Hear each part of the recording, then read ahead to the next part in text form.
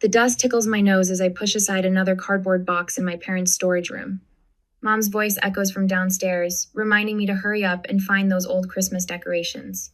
But something else catches my eye: an intricately carved wooden box tucked behind a stack of weathered moving boxes.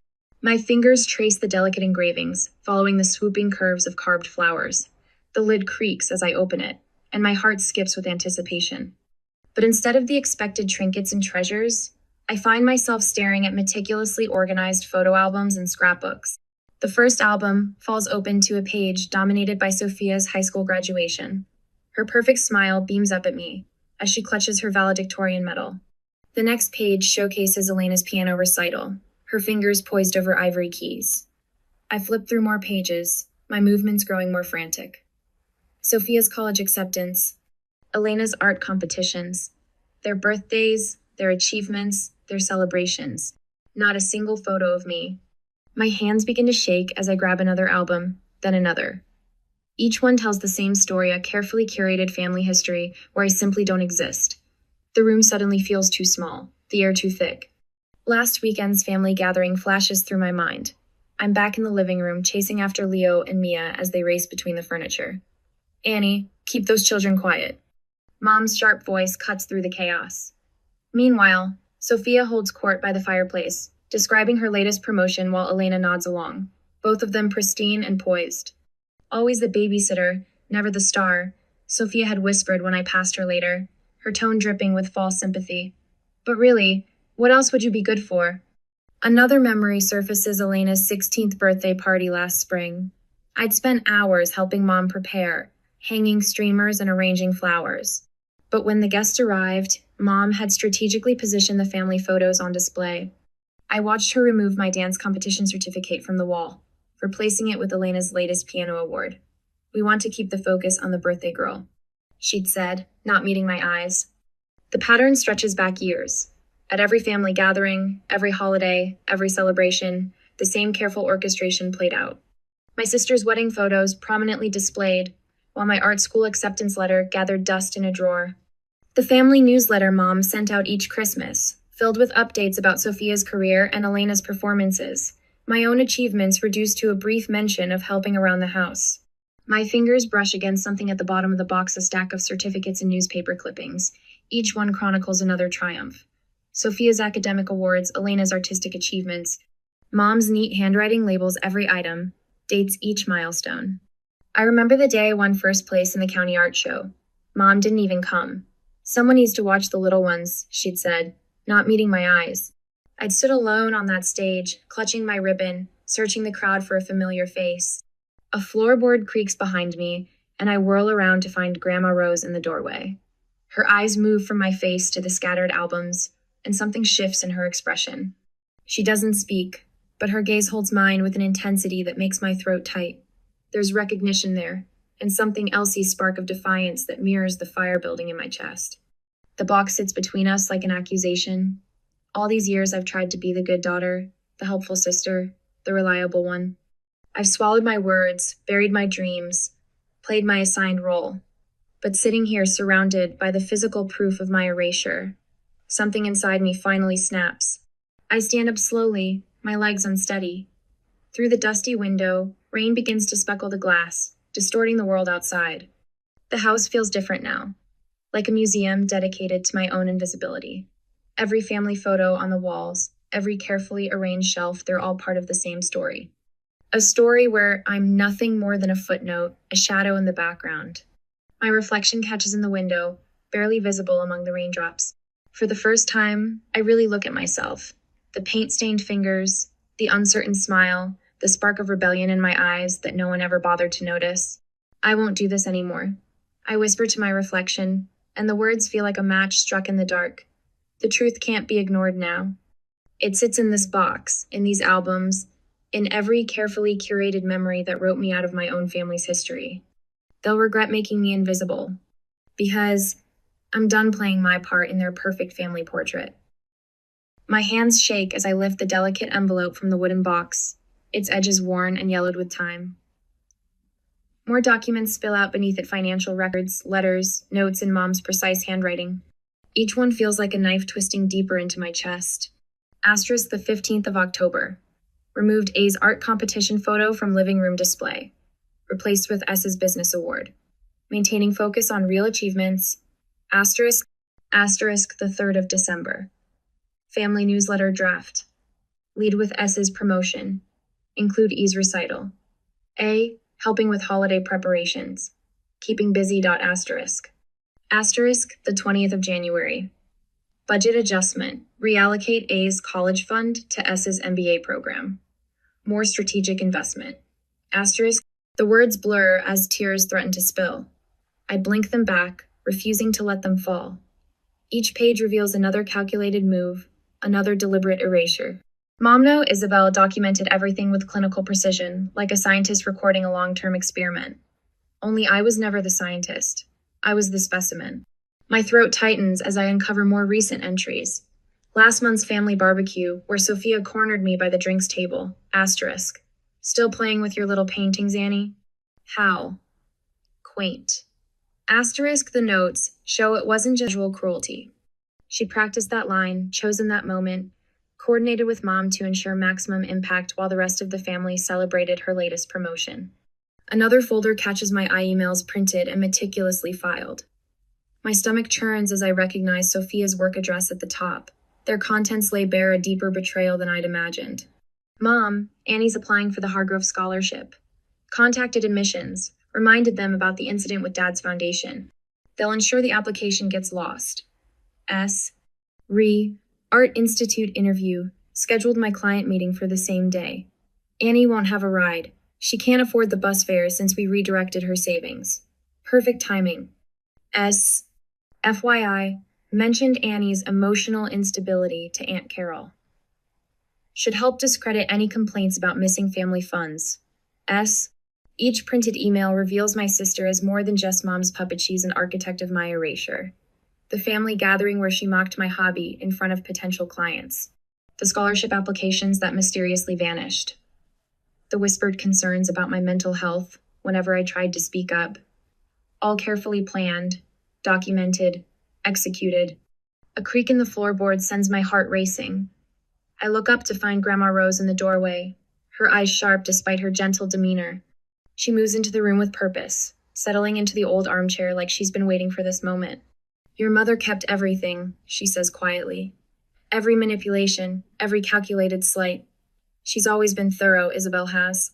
You knew? The words come out raw, accusatory. Grandma Rose's fingers trace the edge of a nearby photo album. She learned it from watching your grandfather, the way he controlled everything, everyone. When he passed, she stepped right into his shoes. She meets my gaze, but she perfected it, made it an art form. The air feels thick with dust and secrets as she describes the subtle signals, the choreographed conversations at every family gathering. How Isabel would position herself just so, ensure the right people heard the right whispers. How Sophia learned to echo her mother's techniques, becoming the perfect protege in the art of subtle destruction. The Christmas party last year, I whisper, a memory surfacing, when my art school acceptance letter was conveniently misplaced before the family photos. Grandma Rose's smile is sad. Nothing in this house is ever convenient, dear, or accidental. I turn back to the box, something catching my eye. A cream envelope, hidden beneath the others, my name written in Grandma Rose's elegant script. Inside, I find bank statements, contact information for art galleries, letters of recommendation written years ago and carefully preserved. I couldn't stop her, Grandma Rose says softly, but I could prepare for the day you'd see it all clearly. There are people waiting to help you, Annie. People who see your talent, who've been watching and waiting. My fingers brush against another papera torn diary page, stuffed hastily at the bottom of the box. The handwriting is unfamiliar, the signature faded, but a few phrases jump out. Asterisk, the truth about the inheritance. Asterisk and asterisk. Isabel's plan for the foundation. Asterisk. A chill runs down my spine as I read further. This goes beyond mere emotional manipulation. There's something darker here. Something that could shatter the careful facade Mom's built around our family name. Be careful with that, Grandma Rose warns, her voice dropping. If Isabel realizes you know about the diary, she leaves the threat unspoken, but I understand. The secret college fund, the network of supporters she's built for Mate, could all disappear with one word from Mom. I stare at the diary page, its edges crumbling slightly under my touch. One question burns in my mind, setting my heart racing. What other secrets are hidden in these walls? And how far will Mom go to keep them buried? The late afternoon sun slants through the dusty window, casting long shadows across the scattered evidence of my family's betrayal. In the distance, I hear Mom's voice calling up the stairs, cheerful and controlled as ever. But now I hear the steel beneath the sugar, the calculation behind every syllable. I carefully return everything to the box, except for the diary page, which I slip into my pocket. Its weight feels like a live coal against my leg, burning with possibility and danger. Grandma Rose watches me with knowing eyes. We both understand. The game has changed. And this time, I'm done playing by their rules. Mother's heels click against the marble floor as she sweeps through the dining room, her tailored blazer a shield of perfect composure. She pauses behind Sophia's chair, resting manicured fingers on my sister's shoulder. Have you heard about Sophia's promotion? Senior partner at only 28. The crystal chandelier catches the triumph in Mother's eyes as she surveys our gathered family. Her gaze slides past me like water over glass, settling instead on Elena's latest piano certificate propped on the sideboard. Annie. Mother's voice cuts through the murmur of conversation. The children need supervision in the playroom. I grip my fork tighter, the metal cool against my palm. I thought I might stay for dinner this time. Share some news about The children, Annie. Her tone brooks no argument. Beside her, Sophia's lips curl into a familiar smirk. The rage builds in my chest, a pressure that threatens to crack my ribs. Years of dismissal and careful orchestration flash through my Mendevory achievement buried, every dream redirected toward serving others' glory. The fork trembles in my grip. Number. The word drops like a stone into still water. Conversations halt. Mother's perfectly plucked eyebrows arch upward. I said no. I push back my chair and stand, my voice steady despite my thundering heart. I'm not watching the children tonight. I'm not playing the convenient babysitter anymore. Annie, Sophia interjects, her tone dripping false concern. Someone has to watch them. It's what you're good at, after all. The patronizing smile she wears is the same one from 1,000 Memories, the dance recital she convinced Mother to skip. The art show opening where my paintings were relegated to the back wall. The family photos where I was positioned just out of frame. What I'm good at? A laugh escapes me, sharp and unfamiliar. You wouldn't know what I'm good at. None of you would because you've never bothered to look. Mother's face hardens. That's enough. You're making a scene. A scene? The words taste like freedom. You want to talk about scenes, Mother? Let's talk about Elena's 16th birthday, when you took down my dance certificate to make room for her piano awards.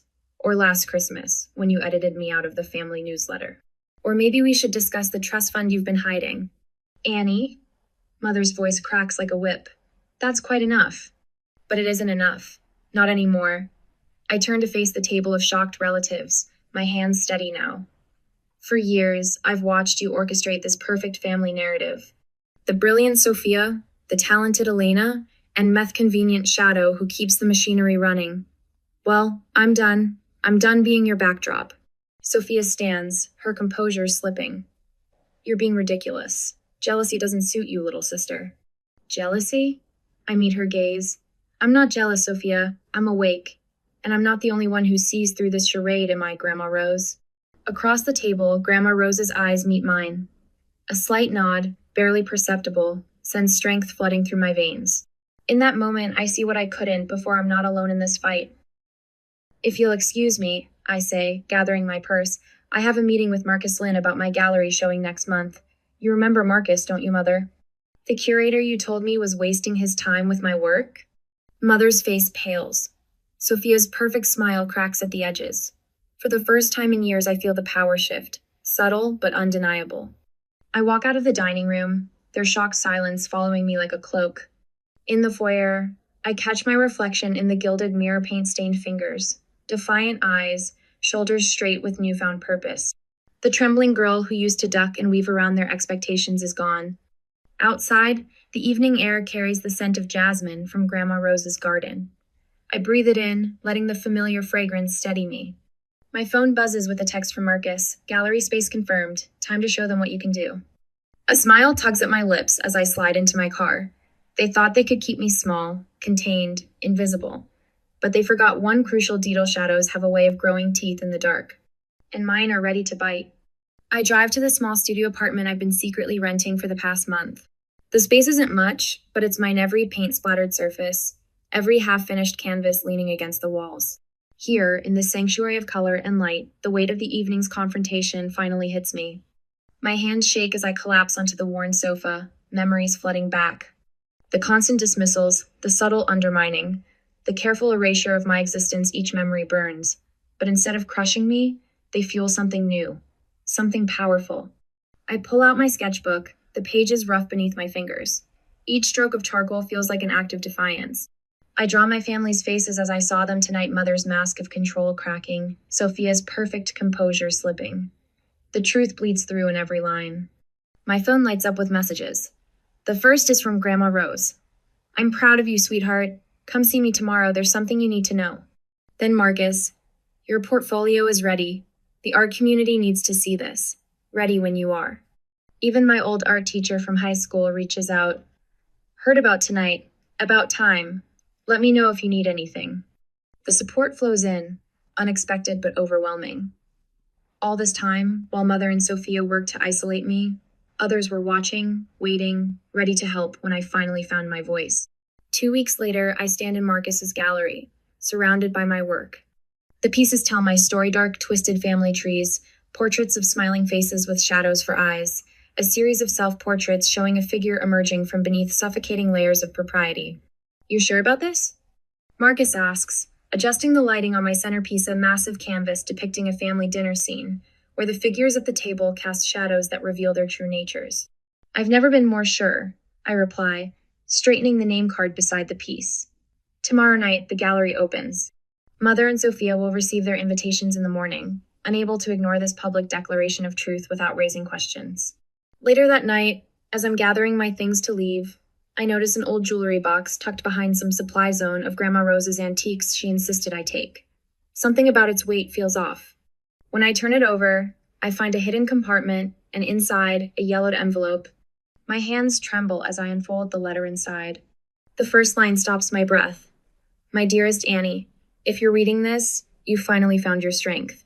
Now it's time you learned about your true inheritance." The words swim before my eyes as I read on, each sentence revealing a carefully hidden truth that could change everything. In my chest, hope blooms like wildfire. Moonlight spills across my studio floor as I unlock the hidden safe behind my easel. My fingers trace the worn edges of Grandma Rose's dossier, years of meticulous evidence gathering condensed into one devastating weapon. Financial records, personal letters, family documents that Isabel thought she'd destroyed. Every scrap of paper is a bullet in the chamber. The oak tablet Parker family heirloom that Grandma Rose specifically left to me groans under the weight of spread papers. My laptop streams the local news in the background, a constant reminder of the world beyond these walls. A world that's about to learn the truth about the perfect Parker family. Marcus's text lights up my phone. Everything's in place for tomorrow. My hands steady as I sort the documents into precise piles. Evidence of financial manipulation here. Proof of emotional abuse there. Each stack represents a different angle of attack, a calculated strike against the fortress Isabel and Sophia built. I pause at a bank statement from 3 years ago. The numbers blur before my eyes as I remember that day standing alone at my first art show, the empty chairs where my family should have been. "Someone needs to watch the little ones," Mom had said. Now I know she'd been transferring funds that day, systematically draining the account Grandma Rose had set up for my education. The anonymous legal inquiries went out this morning. Rebecca Turner called an hour ago to confirm her support. The pieces are falling into place like brushstrokes on canvas, each one essential to the larger picture. Years of suppressed rage have crystallized into something harder, sharper blade forged in silence, ready to cut through their lies. The charity gala at the Grandview Hotel transforms into a battlefield the moment I step through its gilded doors. Isabel commands the stage like a general, her voice dripping with rehearsed sincerity as she speaks about family loyalty. The Parker name stands for tradition, she declares, each word a carefully aimed arrow. For unity and unwavering support. Sophia circulates through the crowd like a snake, poisoning the water. I catch fragments of her whispers. Always been troubled, never quite fit in. Such a shame, really. But she doesn't see what I see: Marcus Lynn's subtle nod from across the room. Rebecca Turner's phone recording every poisonous word. The growing network of allies positioned throughout the ballroom. The massive screen behind Isabel flickers to life, interrupting her speech. My heart pounds as the video begins to play, the one I spent weeks editing. Evidence appears in stark black and white. Bank statements, altered documents, damning letters. But it's the testimonies that silence the room. Former family members speak directly to the camera, their faces etched with years of similar betrayals. The Parkers nearly destroyed me. Cousin Sarah's voice echoes through the stunned ballroom. They took everything, my inheritance, my dignity, my place in the family, all because I dared to question Isabel's authority. Gasps ripple through the crowd. Isabel's perfect mask cracks. She lunges for the podium, but her words die in her throat as more evidence floods the screen. Sophia's frantic attempts to damage control only draw more attention to their unraveling facade. The community's response is immediate and overwhelming. Marcus steps forward, his presence commanding attention. As a longtime observer of this family's dynamics, he begins, his voice carrying across the now silent room. I can verify every detail of what you're seeing.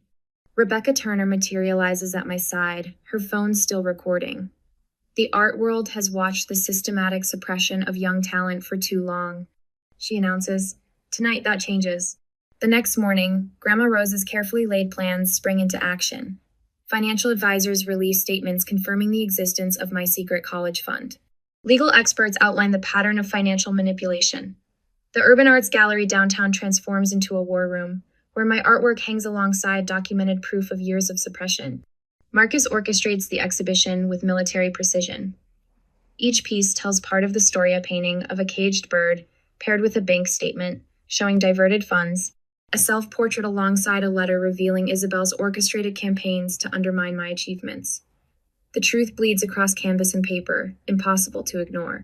At the panel discussion, Rebecca leads the charge. Former family employees step forward, their stories collaborating my own. The perfect Parker family portrait shatters under the weight of accumulated evidence. Each revelation drives another nail into the coffin of Isabel's control. As evening settles over the gallery, I find myself drawn to a vintage desk in the corner, another piece of Parker family history, donated years ago. My fingers trace its worn surface, finding a hidden catch in the drawer. It clicks open, revealing a sealed envelope, the paper yellowed with age. The elegant script inside makes my blood run cold. This letter doesn't just confirm what we already knew, it reveals a whole new layer of deception. The college fund wasn't just a secret account. It was part of a larger trust, established with specific conditions. Conditions that, if breached, transfer all control away from Isabel and Sophia. My hands tremble as I read further, uncovering names I never expected to see. The web of lies stretches far beyond my mother and sister, implicating others in ways I never imagined. The truth I thought I knew was just the surface of a much darker reality. The letter burns in my hands like a lit fuse. In the quiet gallery, surrounded by the evidence of my victory, I realize this is far from over. The question isn't whether I've won, it's what happens when the full extent of the Parker family's deceit finally comes to light, and whether any of us will survive the explosion. Mother's voice cuts through the grand ballroom like a blade. If you continue this rebellious behavior, Annie, you leave me no choice. She stands at the head of the mahogany table, her perfectly manicured hands gripping a stack of papers. The entire family network call financial and emotional support will be severed. My heart pounds against my ribs, but I keep my expression neutral. The gathered relatives shift uncomfortably in their chairs, crystal glasses clinking as hands nervously reach for water. Aunt Margaret won't meet my eyes. Uncle James suddenly finds his napkin fascinating. Sophia rises from her chair, the silk of her designer dress rustling. Annie, dear, she says, her voice dripping with false concern. You've always struggled with stability. Remember the dance recital disaster? The failed art show? She circles the table like a shark, each word calculated to draw blood. Our family has traditions, expectations. You've never quite managed to meet them, have you? The old Annie would have shrunk under their words, would have apologized for existing. But I'm not that girl anymore. I catch Grandma Rose's eye across the table. She gives me the slightest nod, and I feel Marcus and Rebecca's steady presence behind my chair. Months of preparation have led to this moment. Speaking of family traditions, I say, my voice steady as I stand, let's talk about a few I've recently uncovered. I pull out my phone and tap the screen. The grand ballroom's projector hums to life, and suddenly the wall behind Mother fills with image-scanned documents. Hidden letters, bank statements, Mother's face drains of color. What is the meaning of the secret college fund Dad left for me before he died? I say, advancing to the next slide. The one you and Sophia diverted into your personal accounts. The art school scholarships you intercepted and declined on my behalf. The trust fund that mysteriously vanished. Gasps ripple through the room. Sophia's perfectly composed mask slips for just a moment, revealing raw panic underneath. But that's not all. I gesture to Rebecca, who wheels in a covered easel. I've been working on a special exhibition. Would you like to see? Mother steps forward, legal documents forgotten in her trembling hands. Annie, stop this nonsense immediately. I pull the cloth away. The portrait silences the room. Mother stands central in the painting, her face a beautiful mask, while shadowy hands extend from her figure, strangling the life from a younger version of me. The technique is flawless, the emotion raw and undeniable. Beside it, I place another piece, the hidden photo albums I discovered that day in the storage room, meticulously documented and annotated with dates and deliberate omissions. This exhibition opens next week at the Urban Arts Gallery, I announced to the stunned room. Along with these, I motion to Marcus, who begins distributing portfolios to key family members. Inside each one, years of documented manipulation, financial fraud, and emotional abuse, all carefully preserved and organized. You ungrateful, Sophia starts, but her words die as journalists begin filing into the ballroom. I recognize faces from the local papers, arts magazines, even a national network crew. I believe you all received invitations to this private preview, I say to the reporters. My family has quite a story to tell. The cameras start rolling as Mother's carefully crafted world crumbles. Relatives who've stayed silent for years suddenly find their voices, stepping forward with their own stories. Marcus presents emails and recorded conversations that make Sophia physically stagger backward. The evidence is irrefutable, the momentum unstoppable. Through it all, I stand my ground, my artist hand steady, my vision clear. Every click of a camera, every scribble of a reporter's pen, every shocked whisper dismantles the prison they built around me.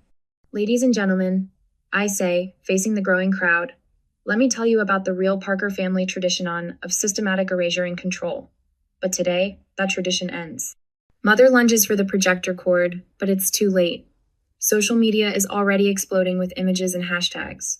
The carefully curated Parker family facade shatters like fine china dropped on marble floors. I meet Sophia's eyes across the chaos. For the first time in my life, I see fear in them, fear of me, of the truth I've unleashed, of the power that was always mine to claim. Behind me, the portrait looms like an avenging angel. I am no longer the invisible daughter, the convenient babysitter, the forgotten artist. I am Annie Parker, and I've just painted my masterpiece in strokes of justice and truth. They wanted me invisible. Instead, I've made myself unforgettable. The following days blur into a whirlwind of legal proceedings and press coverage. Our family's name dominates local headlines, and former employees step forward with their own stories of manipulation.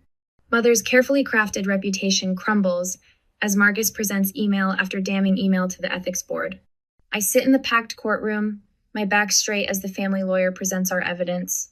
The judge's expression darkens with each new revelation, the doctored financial records, the intercepted opportunities, the systematic gaslighting documented in years of private correspondence.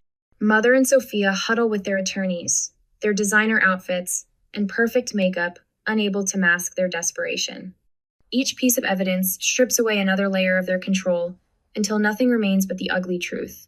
In light of the evidence presented, the judge's voice fills the hushed courtroom. Control of the college fund and associated family assets will be immediately transferred to the designated trustees. She fixes Mother with a steel gaze. Furthermore, this court strongly recommends a criminal investigation into the financial irregularities uncovered during these proceedings. The gavel strikes like thunder, sealing my victory, but my hands tremble as I pack up my files in the now empty courtroom. Something feels unfinished. Later that evening, I sit alone in my new office at the Urban Arts Gallery, surrounded by the artwork that helped set me free. The final court documents wait for my signature, but something catches my eye, a sealed envelope tucked between the pages, marked with an unfamiliar insignia. My fingers trace the strange symbol as a chill runs down my spine. Inside, a single note reads, "The Parkers aren't the only family with secrets to hide. Choose carefully, Annie." I stare at the cryptic message as shadows lengthen across my desk. Perhaps this victory isn't really the end. Perhaps it's just the beginning. Sunlight streams through the tall windows of the San Francisco Institute of Fine Arts, casting long shadows across my new workspace. My fingers tremble slightly as I unpack my supplies. Brushes still pristine, tubes of paint waiting to release their vibrant secrets. Around me, the buzz of creative energy fills the studio as other students settle into their spaces. Their conversations, a melody of artistic dreams and determined spirits. Welcome home, I whisper to myself, running my hand along the smooth wooden easel. The words feel right in my mouth, solid and true.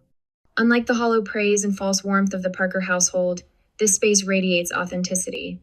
My canvases lean against the wall, blank but brimming with possibility. Each one represents a story waiting to be told, a truth demanding to be shared. The paint-splattered floor beneath my feet bears the marks of countless artists who came before me. Their legacy of creative courage seeps up through my worn boots, strengthening my resolve. This is where I belong, not shrinking in the shadows of Sophia's achievements or Elena's performances, but standing tall in my own light. I take a deep breath and begin setting up my first piece. The empty canvas towers before me, but I'm no longer intimidated by blank spaces. I've lived in them too long, carved out my existence in the margins of other people's stories. Now it's time to fill them with my own bold strokes, my own vivid colors. Later that afternoon, I find myself back in that familiar storage room. But this time, I'm not searching for Christmas decorations or hidden family secrets. I'm here with purpose, canvas in hand. The space feels different now, less suffocating, more like a cocoon I've finally broken free from.